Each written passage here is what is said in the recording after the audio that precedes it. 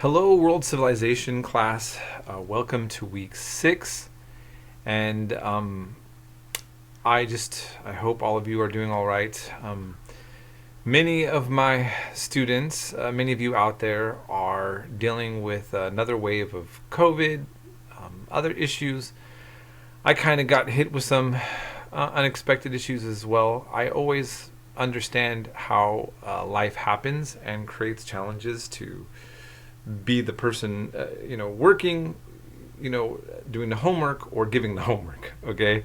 So I just always want to acknowledge that. I understand that. And this is why I always want you to communicate with me. I want to remind anybody that if you don't like your grade, and especially if you think it's not fair, that you don't understand the process, and you don't like what you're seeing, and you feel trapped or just anything negative, please contact me and write to me directly through Canvas, and then we can set up an appointment to have a conversation together.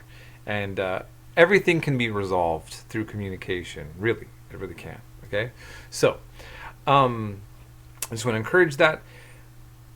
As many of you, I've noticed seeing the discussions, we went into ancient India and started exploring the pantheon of the Hindu gods and the various elements that then lead to Buddhism. And now we're going into a wider range of Far Eastern ideologies. And what's crazy is that so much stuff that I'm actually talking about is still leaving out a lot of places and a lot of things to talk about. So that's just a little bit overwhelming from my perspective, and I guess from yours as well. But I always want to remind everyone that if you are from these parts of the world that I'm talking about, you are going to see that I am leaving out some very important Southeast Asian countries and so forth. Part of what happened is that when I originally set up this class, I had less knowledge of this part of the world than I do now. And I've also been able to travel more, at least before COVID. And I was able to kind of look at these histories a little bit more up close, and I was able to explore Southeast Asia a lot more.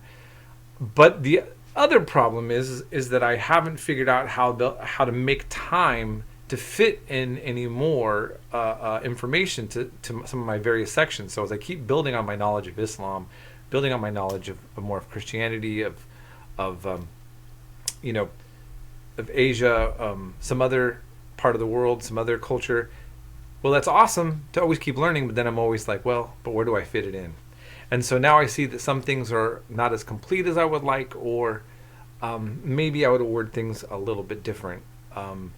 And so what I also want you to do is to realize that I am doing my best to facilitate giving you access to knowledge of things that require a lot of expertise.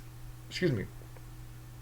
And so if you catch something that I say and you're very interested in it or skeptical of it, please, keep researching that and look deeper into it, to make sure that I actually really got it down just right. And feel free to give me any feedback if you want also. So I'll just say quickly a few things, and then I'll try to shorten up, not make this announcement too long. I had an apartment. I had apartments in Cambodia and Thailand, and I stayed quite a bit there, and I was 3 months in Hong Kong. And this section, you're going to maybe be a little bit overwhelmed, more overwhelmed than at what you had been dealing with last week. But I just want to say a few things to make that I think is very important in understanding this culture, these cultures, should I say. When I was in Thailand, what I noticed is that while the people that I were able to get to be friends with, that were Thai people, they were very Buddhist, but they weren't book knowledgeable on Buddhism. They didn't have a way to explain all of these things, like even like what you're learning. So let me put it this way. Imagine you're really into health food and you like to take a lot of herbs and various tablets that are recommended for your heart rate, blood pressure, diabetes, prostate, breast cancer prevention, anything.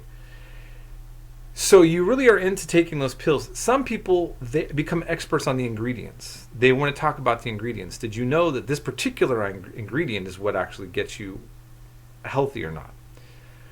But a lot of people don't really care about the science as much as they're just like, somebody says, hey, you're not feeling well, you want to take this or take some other medicine, from the doctors, a pharmaceutical or an herbal. And you're just kind of like, did it work for you? And you say, hey, yeah, my cousin took the same regimen and was fine. And they're like, okay. So this is how I saw a lot of people in Asia experiencing their religious traditions. They might go to a temple, they like the monk, and the monk tells them, you should do this or that. This is a good prayer. This will give you good luck. Or, oh, here's a little, trinket, an idol, a statue. This is good luck, and this is this one God. And they might tell them a little bit about it, but they don't necessarily know any more than you would know if you were there getting it. Sometimes they just get it, and somebody gives them advice. And so they kind of do, many of the people that I knew. Now, by the way, this is anecdotal, and I don't want this experience to be said as this was for regarding everyone. But what I noticed is that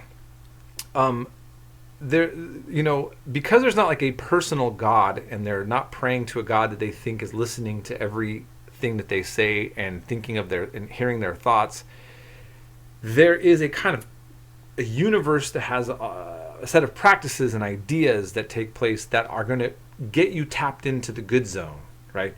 You're going to put your life, your spiritual life, mixed with your present life that's connected to your past and where you're going in the future, that there's a certain way that you're living that is going to give you an equilibrium that is going to give you success, or you're going to maybe pay the consequences for not doing things right.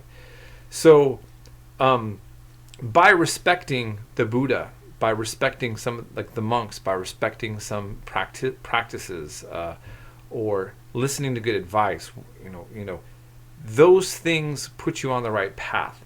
Not necessarily having the knowledge that, like I said, that many of you are getting. I've had many students that grew up in Southeast Asia, and they took this class and they studied this, and they said, Mr. Pollack, I never actually read that about those things. We just live it, right? It's like many of you who are Catholic. Many of you are not experts on the saints or Catholic church history. You go to the church, maybe you like the priest, your mom tells you this is a special saint the family's always had, and you do this. You guys feel me on this? Okay. So that's just a little insight onto that I wanted to give. And then I also want to remind you that, practices and what people do are also different. When I was in Thailand, in Cambodia, I would hear a lot about Buddhism and its treatment of animals. Animals, you're not supposed to treat animals bad. Vegetarianism is celebrated. But I went to a Buddhist temple, and the nuns served us pork soup. And I was, really? Somebody just gave me a book telling me you got... Okay, so here's the point. There are ideals, and then there's what people really do. And you just always want to be aware that that those are different things. And you all know what I'm talking about, especially if you grew up in your religion. You might say your religion forbids alcohol, and you have cousins or people always drinking alcohol. Or they're not supposed to eat pork, and you see somebody eating pork. Shh, don't tell anybody, right? Okay, so this, or maybe they just do it out in the open. And so this is how the world works.